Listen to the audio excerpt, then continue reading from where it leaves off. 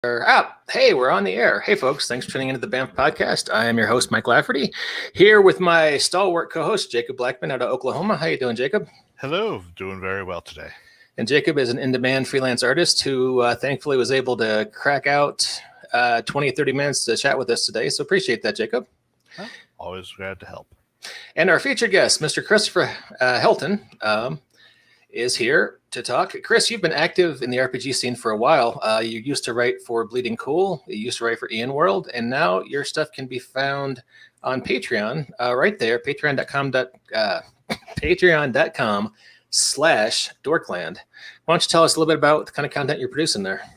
Well, I am developing a fate-based role-playing game that I've been working on for a number of years that is called Paranormal Friction, and it is a paranormal romance role-playing game that deals with all sorts of anything with powers and romance and relationships and things like that. I guess that's the TLDR. All right, cool. What are some of your inspirations for this? One of the biggest inspirations actually was the first thing that I read in this genre was a book called Bitten by Kelly Armstrong, which got made into a TV series that was on Canadian TV and Netflix and Sci-Fi Channel. I came across it in a used bookstore years ago, and it had this it was a hardback, and it had this really cool kind of medieval painting homage cover, and I'm like, ooh, this is kind of cool. And I open it up, it's like, ooh, werewolves. So it was just kind of a downhill slide from there. Okay, cool. So we usually talk about superheroes on the podcast, hence the name BAMF, but it seems like there's a lot of overlap, right? I mean, some of these supernatural books, especially when we're dealing with vampires and werewolves, as World of Darkness kind of pointed out for us way back in the day, there's not a huge line between supernatural and superheroes sometimes. No, there is a long tradition of, supernatural superheroes. Marvel has had long-running comics featuring werewolves, Dracula himself. So, there is a lot of crossover between superhumans and supernatural, I think. Okay. Yeah, if you think about Buffy the Vampire Slayer, in many ways that's kind of Spider-Man in California. Yeah. Except she's absolutely. Yeah. Romantic angst, included, except Gwen Stacy is Angel and she doesn't fall off a bridge. I'm loving this parallel, but it's out there, isn't it? Too much coffee just started coming out. But she loses the love of her life the same way Peter Parker lost the love of his life. Well, and that's one of the things is that I think the romantic angle of superhero comics tends to get underplayed. Because particularly when you're talking from a role-playing aspect, because a lot of it tends to be more of the the action adventure element of it. But romance has always been an important part of superhero comics. You mentioned Peter Parker and his relationships with Gwen Stacy and Mary Jane Parker. The X-Men. There's tons of romance that was going on in the X-Men. One of the things that I was rereading recently was the Dark Phoenix saga from the X-Men, and that the A plot for that whole story arc was a romantic love triangle between Scott, Jean Grey, and the Mastermind. So, it's, and there's, Starfire and Robin. So, and I was rereading about the first year of the New Teen Titans from back in the 80s, and it actually really amazed me how accurate of an adaptation the Go Teen Titans was of those early stories. Because I'm reading through it and I could hear Starlog's dialogue being done in the voice of the actors that voiced her in the cartoon. Yeah, I would agree. They really got the feel of that. Hey, Jacob, can we talk about that project that you contributed to, or is that all NDA'd? Oh no, not at all.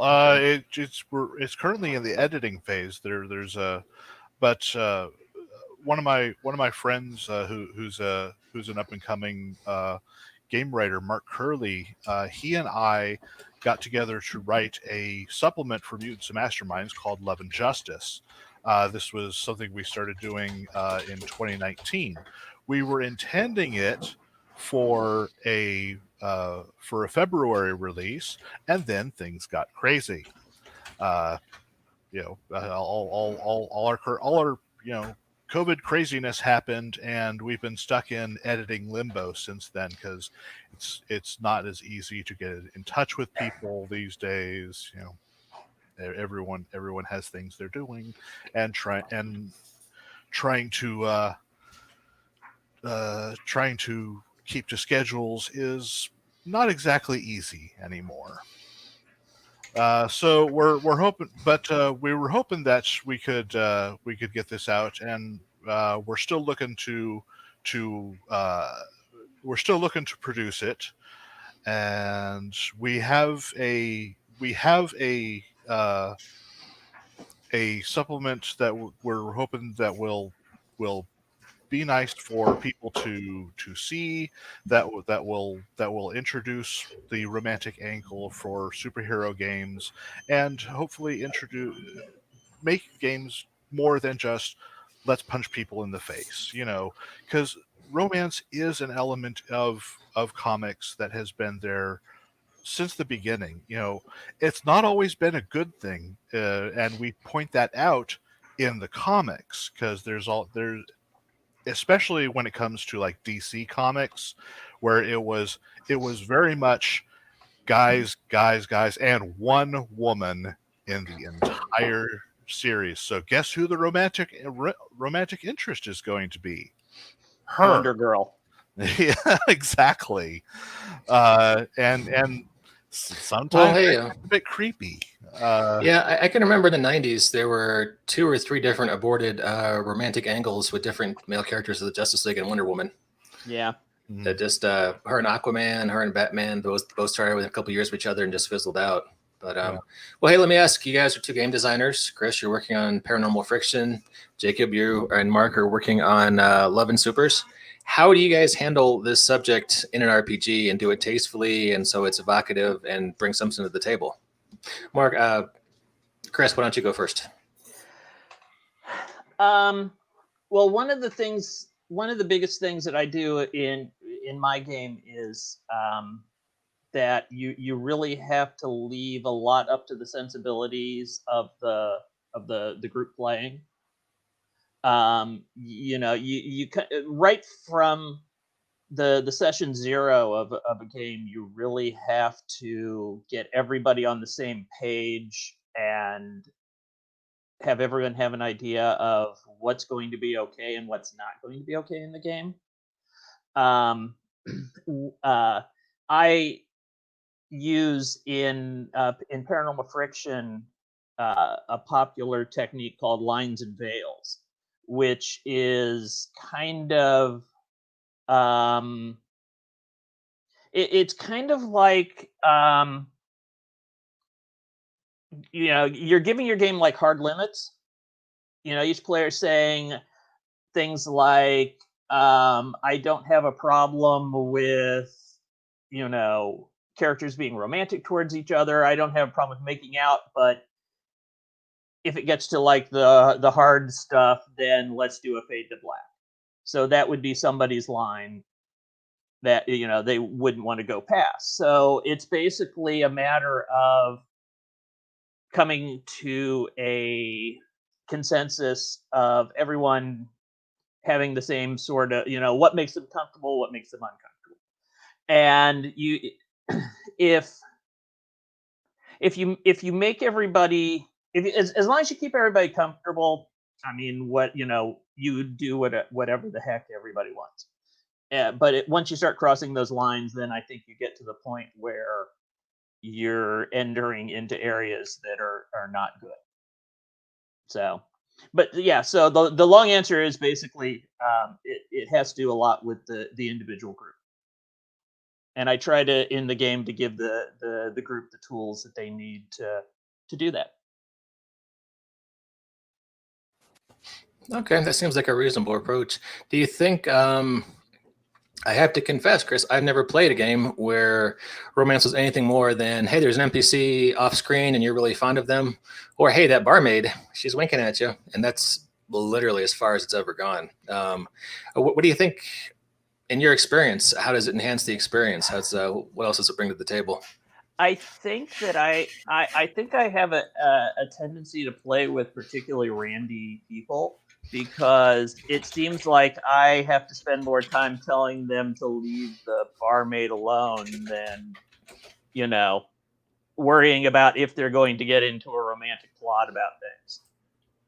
So I don't know if it's just the kind of people that I game with or what, but yeah.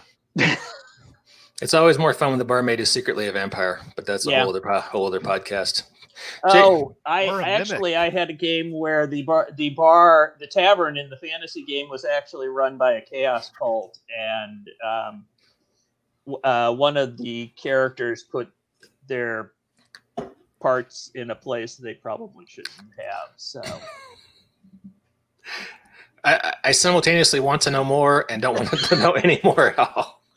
yeah, I'm not really sure how to keep the rest of that story PG-13. So We can just do ... And then the Yeah. sun came up, Yeah, and there they were at the clerics, exactly. saying that's going to take a lot of diamonds. So, Jacob, what kind of approach are you guys taking in Love and Justice?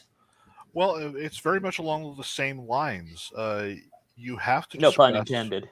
You have to discuss with your group Ba-dum-bum. what Yeah. everyone is comfortable with, how far you're willing to discuss, talking about romantic relationships and romantic scenes. Do you go into the intimacy? Do you go into the sexuality? That has to be discussed with the group and agreed upon by the group that we will go to this line and not cross it, because crossing it will make someone in the group uncomfortable, and you have to keep with that. Because everyone is there to have fun, and if someone's uncomfortable, no one is having fun. Right.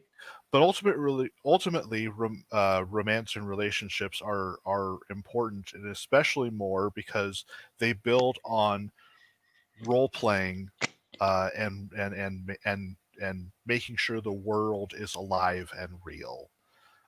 So it's like what's been going on with the Critical Role, and you see people constantly talking about how, Matt Mercer is this amazing GM, but they keep forgetting about the players and what the players are bringing to Critical Role. The fact, sure, they're all actors, they're all professional actors at that, and most role players are not professional actors. But the fact is, if you want that Critical Role experience, you have to be willing to do more in your game than just I go here and I kill the orc.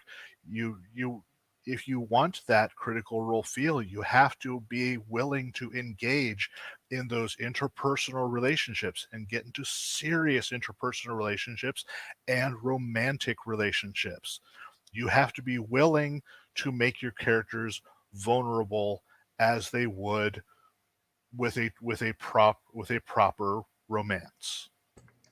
I might be in the minority of role players, but I'm fine with the more shallow experience usually. But then again, I usually just play for an hour, over this particular podcast where we're playing robots who are also, vehicles.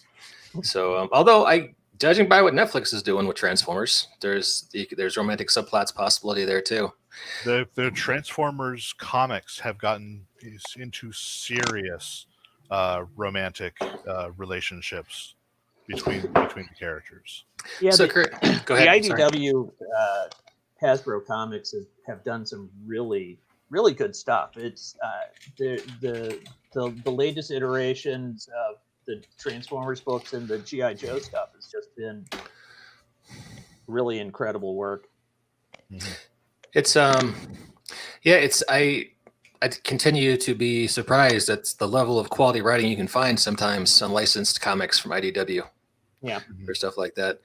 So as a guy who dabbles in paranormal romantic fiction, do you hate True Blood?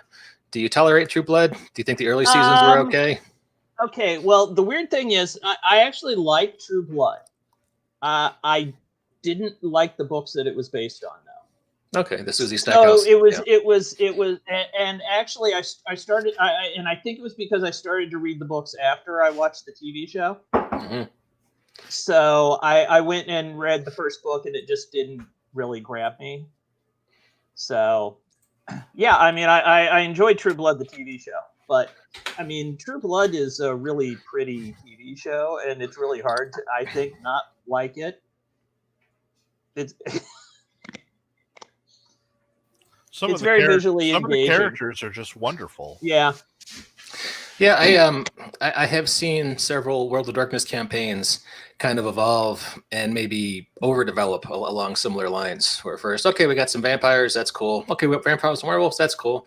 Vampire, werewolves, fae, we don't know what that guy is, but he's here too. And but all right, I didn't mean to go over the top there. But yeah, I mispronounced it earlier. I said Susie Stackhouse. I meant the Sookie Stackhouse, the Southern vampire novels. But you have to say it. You have to say it like the main character calls her Sucky. I can't do accents, Jacob. I'm just bad at accents. I always I can do like the first 3 seconds, then I just turn into John Cleese from Monty Python, and it's awful for everybody. So, Chris, tell us about paranormal fiction. Well, I mean, it's on Patreon now. People can back it and get previews. When are we thinking about doing a full launch? Is it going to be Patreon only? What's in the future for you there? I've been in talks with a couple of publishers. Okay. There is interest in it. One of the big things that's kind of holding it up, other than the fact that I am, I think, an overly perfectionist with it, is that I really want the presentation of the game to be different than a lot of role-playing games tend to be. As you can see from my banner that I've used as my placeholder image for, I don't know, 3 or 4 years, that I have some kind of different visual ideas. I've talked with a graphic designer, and what I want is the book to look like a fashion magazine, basically. I want this look of, like, every September, all of the fashion magazines do their big issues that are usually like 300 or 400 pages, where they talk about the fashion for the next year. Yeah. And they usually have the issues are full of, like, all these really fancy pictorials where all of the designers are, pulling out all the stops to draw everyone's attention. And that's kind of the feel that I want the game to have when it is done. And finding people who can do that kind of idiom in a role-playing game has been a bit more difficult than I would have expected. Yeah, I just did a search on Vogue layout and did a Google search just to try to give our viewers an idea of what you're talking about. Yeah, it's basically, I want it to have a very strong visual sense, and so that's it. It's I don't know. I have I guess a different kind of approach to a role-playing game, and I want paranormal friction to, I mean, it just, I want it to be something that when you walk past it, it's obviously a different game. So it's kind of refreshing to hear. I have a lot of conversations with people in the RPG business, and it's always about kind of getting things to an adequate publishable level. But it's nice to talk to someone who's taking a more artistic approach and going for a very specific kind of tone and vibe, and is willing to wait to get it just right. That's cool. I applaud you for that, sir. Yeah, I mean, I've had a lot of conversations with publishers that when I start explaining the aesthetic of what I want, I get a lot of blank looks. Mm-hmm. And which, I mean, that's fine. I don't expect every RPG publisher to be, somebody that reads Vogue on a regular basis. I mean, I don't read Vogue on a regular basis. Obviously, I read it at least once a year. But yeah, it's just I want this to end up being something that's obviously going to look different when it hits the shelf. So I have a feeling, and I might be wrong, but you might need to branch out a little bit to find someone who can do that kind of layout, because people who do RPG layout tend to be think in terms of RPG layout, and what you're looking for is very specifically like a magazine style. I had been talking before the COVID stuff kind of slowed everything down. I was talking to someone who does graphic design for albums, like record albums. So and I could see that. Yeah, and when we started, she at least she still had kind of the speed bumps, but she was closer to the same kind of she had a better idea. Once I started explaining things, she had a better idea of what I was going for than a lot of other people that I've spoken to. That makes sense. Cool. So it sounds like we're very, very much still in the production stages, and people want to find out more. Really, your Patreon is the place to go to get the inside scoop as things develop. I say one of the things that I've been doing. I had the game mostly complete before the whole COVID thing, and then I kind of took it as an opportunity to redo a lot of the game, and I kind of did like a deeper dive into things like talking more explicitly about things like safety tools, and because one of the things that we've seen in role-playing communities in the last few years is that there are people who are doing problematic things with games, and this is a game that could, I think, easily be used for the dark side of the Force. So as I was going through it, I felt, as more of these people are getting kind of publicized because of the internet, I should probably be more explicit in talking about how to do things, like Jacob was talking earlier about, everyone has to be comfortable with what you're doing. There's a line between fun and creepy, and you don't want to cross that line. Yeah, and it's a line that gets trod upon quite a bit. So yeah, when I was alluding to the barmaid situation earlier, that was trying to wink at that, because there were some GMs I had there was always a lusty barmaid. Like, really? Again, we have to do this thing with the barmaid? Okay. So, although, Jacob, I like your spin about the barmaid being a mimic.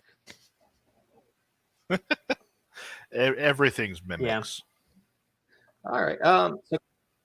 Or the doppelganger who has the mimic bed, and through all the smoochies throws the guy on the bed, mimic bed. Yeah. Gotta keep your pets happy. So, Chris, you are going with Fate for this? Yes. Okay. I started out using Fate Accelerated, and then as I've been doing the revamping of things in the last year, I've been transitioning it into Fate Condensed. And which is it's a bit more.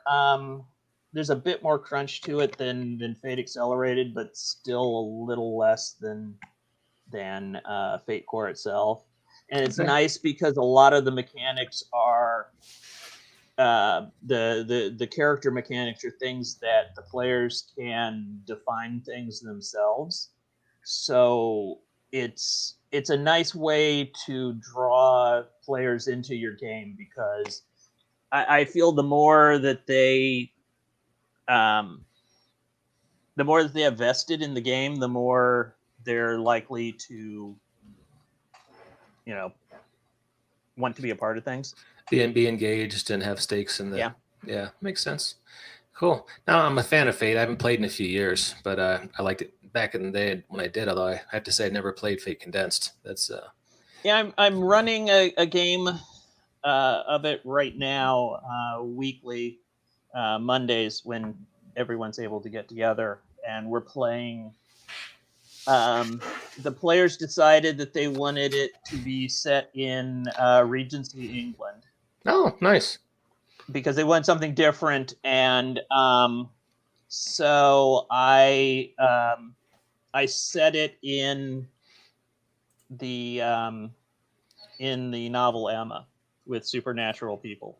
Oh, It took them a couple of months of playing before somebody finally realized that I had been having their game set in Emma the entire time.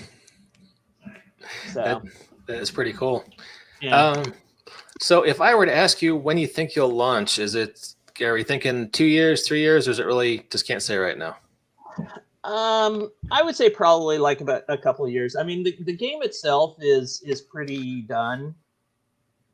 I've just got a few things that I've still got to convert over from the old way to the newer system. And then after that, it's just going to be a matter of, finding somebody who is interested, and that we can all end up producing a game that we all like, which I think is going to be the harder part. So, but yeah, I would say a couple of years. All right, cool. The game itself, I mean, if people back the Patreon, they can, they get the rules document, and it's a playable game. So Okay, cool. That makes sense. yeah. Have you ever thought about doing like an art light kind of, bootleg sort of, this is the ash can, you can play this now, just try to drum up some attention kind of thing? Yeah, I mean, we that's one of the things that some of the people I've spoken with, we've thought about doing is something like that. Just like a well, once there's conventions again, like a convention version that I'm pretty sure there'll be conventions again one day. Maybe Yeah, one day. Yeah, I don't want to speculate when, because No. knock on wood. But Yeah. well, hey Chris, it's been a pleasure talking to you. I would like to have you back on sometime in the future, talk about this game some more as things yeah. develop. If you're good with that. Yeah. No, I'm always happy to come on and talk. Thank you very much for having me. Oh, no worries. Any closing thoughts? Back my Patreon. Fair enough. Jacob, how about you, sir? Nope, I'm good. All right, cool. I've got no current projects, so I have nothing to pimp on my end. All right, no worries. Well, hey, to all our listeners and viewers out there, thanks for catching the BAM podcast, and we'll see you next time.